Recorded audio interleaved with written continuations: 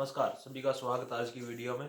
आज हम डिस्कशन करेंगे कि नए इन्वेस्टर जब इन्वेस्ट करते हैं तो उनको शुरुआती दौर अपना कैसा फेस करना पड़ता है। तो शुरुआती दौर में इन्वेस्टर के लिए जैसे मुनाफा कमाना एक बहुत बड़ा टास्क होता है और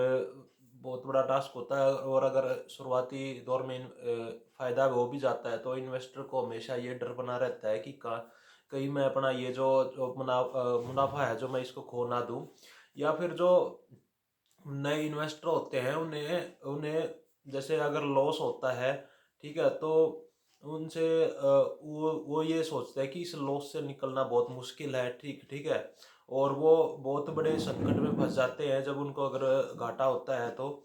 और उसके कारण वो ये सोचने लग जाते हैं कि भाई अगर इस जो घाटा हुआ है इससे मैं एक टीवी ले सकता था, फ्रिज ले सकता था, गाड़ी ले सकता था, ठीक है, लेकिन जो घटे हुए स्टॉक्स की जो वैल्यू है ना वो आखिरकार रिकवरी कर सकती है, लेकिन जो हमें डेप्रिसिएटिंग एसेट जो हम खरीद लेते हैं तो उससे उसकी वैल्यू जो कभी भी रिकवर नहीं हो सकती। जैसे अगर हमने गाड़ी खरीद ली तो उसकी खरीदते ही जो उसकी वैल्यू ना 20% घट जाती है और उसको रिकवर करना एक बहुत वो रिकवर हो ही नहीं सकती है। और जैसे ही टीवी है, फ्रिज है, इनकी वैल्यू जो है वो टाइम के अकॉर्डिंग घटती रहती है। लेकिन जो हमारा खरीदा हुआ स्टॉक है, अगर कोई 20 से हमने अगर 30 पे हमने खरीदा था और अगर 20 पे हो जाता है तो टाइम के अकॉर्डिंग वो रिकवर कर सकता है, वापस 30 40 50 पे हो सकता है अगर आपकी जो खरीदी हुई कंपनी है उसकी अर्निंग्स आ रही है, फंडामेंटल स्ट्रॉन्ग है, ठीक है। तो ये चीज़ें हैं। मार्केट का गिरना एक ऐसे है जैसे छोटा बच्चा जब चलना स्टार्ट करता है ना, तो जब चलना बच्चा स्टार्ट करता है तो वो गिरता ही है, ठीक है। एक दो बार तो गिर के उठेगा तभी वो चलना सीखता है। और जैसे एक और एग्जांपल हम ले सकते हैं, मान लो किसी को तैरना नहीं आता है और उससे हम उम्मीद करें कि वो तैरना सीख ले एकदम से पानी में उतर के, तो ये इम्पॉसिबल है। ये चीज़ें वो चीज़ें धीरे धीरे एक अकॉर्डिंग अकॉर्डिंग टू टाइम आती है। तो ऐसे ही जो हमारे जो स्टॉक मार्केट की जो समझ है वो हमें धीरे धीरे हमारी अंदर बिल्डअप होती है और धीरे धीरे हमें उसमें उसकी बातें जो भी है। और जैसे हमारे लाइफ के बारे में ना आदमी को धीरे धीरे जैसे अलग अलग लेसन को सीखने को मिलते हैं। जैसे जैसे हम लाइफ में आगे बढ़ते हैं तो हमें अलग अलग लेसन अपने लाइफ के अंदर सीखने को मिलते हैं। ऐसे ही स्टॉक मार्केट की जो जर्नी है इसमें ऐसा ही होता है इन्वेस्टर के साथ। लेकिन जो है उतार चढ़ाव वाला जो सेशन है ना, ये normal part of the life of investor है।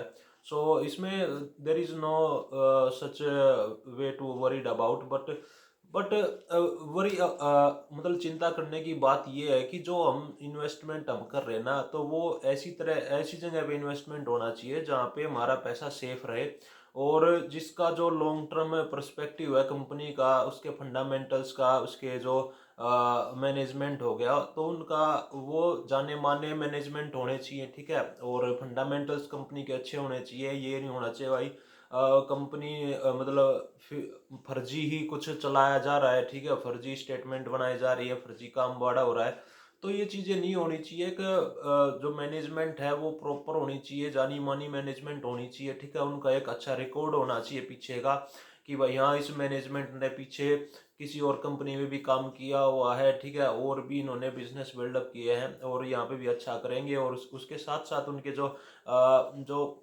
स्टॉक्स की जो वैल्यू है, वैल्यू के अकॉर्डिंग हमें इन्वेस्ट करना चाहिए। कभी भी जब मार्केट गिरता है ना, तो बियर मार्केट में मार्केट अगर गिरता है तो जो स्टॉक्स की जो प्राइस तो घट जाते हैं, लेकिन उसकी ना वैल्यू बढ़ जाती है। और बुल मार्केट के जो लीडर्स होते हैं, तो बुल मार्केट के लीडर्स को खरीदना नहीं चाहिए जब बुल मार्केट ऑफ होता है, क्योंकि वो सबसे ज्यादा गिरेंगे। अगर बुल मार्केट खत्म हो रहा है तो बुल मार्केट लीडर सबसे ज्यादा गिरेंगे। और जब बियर मार्केट आता है तो उस टाइम पे वो स्टॉक्स लेने चाहिए जो बियर मार्केट के अंदर गिरे ही नहीं है, बहुत कम गिरे हैं। जो ज्यादा गिरे हैं उन्हें तो छोड़ देना चाहिए क्योंकि उनके फंडामेंटल्स में कुछ गड़बड़ मिलेगा इसलिए ज्यादा गिर रहे हैं। लेकिन जो स्टॉक्स गिरते नहीं है ज्यादा तो उनमें क्या होता है, फंडामेंटल चीजें होती है और उनको उनके बारे में इन्वेस्टर का इंटरेस्ट बना रहता है उनको खरीदने के लिए, इसलिए उनके जो प्राइजेस हैं वो घटते नहीं है। और तो लास्ट में एक मेन बात ये आती कि आदमी को, अगर मान लो मार्केट गिर जाता है, उसके स्टॉक्स की वैल्यू घट जाती है, तो उस टाइम पे उसको आगे उनके अंदर खरीदारी करनी चाहिए कि नहीं करनी चाहिए। तो जो नए इन्वेस्टर होते हैं ना, उनके लिए तो ये स्टेप लेना बहुत मुश्किल होता है, क्योंकि उनको ऑलरेडी ये लग रहा होता है कि भाई मैंने इन्वेस्टमेंट गलत तो नहीं कर दिया है। ऑलरेडी उनके दिमाग में शंका रहती है कि मैंने क्या कर दिया, मैं कुछ खरीद सकता था, ये कर सकता था। उनके अंदर ट्रिमेंडस प्रेशर रहता है कि भाई कि जो हमारा मेरा जो वैल्यू है, पोर्टफोलियो वैल्यू है, वो घट गया है। ठीक है, अभी मैं इससे बाहर निकलूं, इसको बेच दूं या इसको मैं होल्ड करूं, उसके दिमाग में ये ऑप्शन तो आता ही नहीं है कि मैं इसको और खरीदूं कि नहीं खरीदूं। लेकिन अगर कंपनी की अर्निंग्स अच्छी हैं, फंडामेंटल्स अच्छे हैं, ठीक है, इस फंडामेंटल अर्निंग्स के बारे में आगे हम बात करेंगे। और अगर फंडामेंटल्स और अर्निंग्स अच्छी है तो बेहिचक आदमी को उसके अंदर खरीदारी करनी चाहिए, और ज़्यादा खरीदारी करनी चाहिए। लेकिन खरीदारी जब करनी चाहिए, अगर गिरावट आ गई है तो प्राइस को थोड़ा सेटल होने दे, ठीक है। और जब भी तेज गिरावट आती है तो बहुत कम ऐसा होता है कि मार्केट एकदम से ऊपर की तरफ निकल जाए। तो गिरने के बाद थोड़ा सा सेटल होता है, तो उस टाइम पे अपना फंडामेंटल्स वगैरह सब कुछ एनालाइज करके आदमी को इन्वेस्ट करने के बारे में सोचना चाहिए।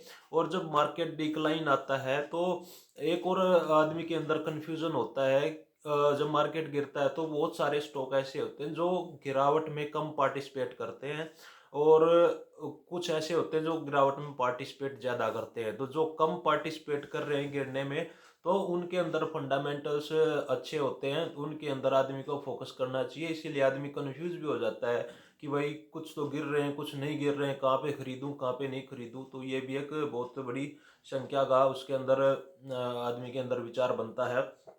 एक और बात है कि भाई जो हमें जब इन्वेस्टमेंट कहाँ करना है, अगर किसी ने कुछ बता दिया, ये पहले भी बात हुआ था हमारा, या वहाँ पे ऐसी जगह पे इन्वेस्ट नहीं करना है, किसी ने कुछ बता दिया, आप बोरोड कैपिटल लेके इन्वेस्टमेंट कर सकते हैं। और बोरोड आइडियाज पे तो बैट करना बहुत मुश्किल होता है।